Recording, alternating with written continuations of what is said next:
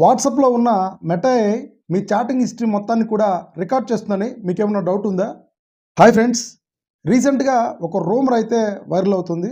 వాట్సాప్లో ఉన్న meta AI అనేది మన చాటింగ్ హిస్టరీ మొత్తాన్ని కూడా రికార్డ్ చేస్తుందని చాలామంది భయపడుతున్నారు. సో ఈ వీడియోలో నేను పూర్తిగా ఎక్స్ప్లెయిన్ చేస్తాను. వాట్సాప్లో మనము మన ఫ్రెండ్కి పంపిన మెసేజ్ కానీ, మన ఫ్రెండ్ నుంచి వచ్చిన మెసేజ్ కానీ, అది మనము కానీ మన ఫ్రెండ్ కానీ మాత్రమే చూడగలరు. ఎందుకంటే వాట్సాప్లో చాటింగ్ హిస్టరీ మొత్తం కూడా ఎండ్ టు ఎండ్ ఎన్క్రిప్షన్లో ఉంటుంది. సో దాన్ని ఎవరు కూడా చదవలేరు.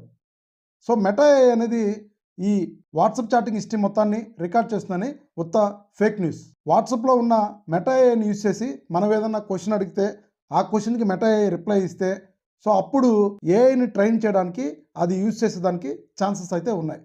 సో ఎందుకైనా మంచిది మనము వాట్సాప్ మెటా ఏఐలో యూజ్ చేసిన చాటింగ్ హిస్టరీ మొత్తం కూడా క్లియర్ చేసుకోవడానికి సింపుల్గా నేనైతే స్టెప్ బై స్టెప్ ఎక్స్ప్లెయిన్ చేస్తాను.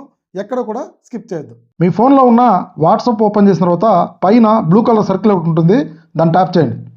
ట్యాప్ చేసిన తర్వాత ఇక్కడ /reset:AI అని టైప్ చేసి సెండ్ చేయండి.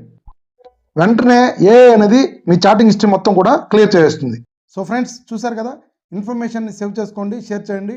ఫ్యూచర్లో మీకు ఎప్పుడైనా ఉపయోగపడవచ్చు. ఇలాంటి మరిన్ని వీడియోస్ కోసం మన ఛానల్ని తప్పకుండా సబ్స్క్రైబ్ చేయండి. Thank you.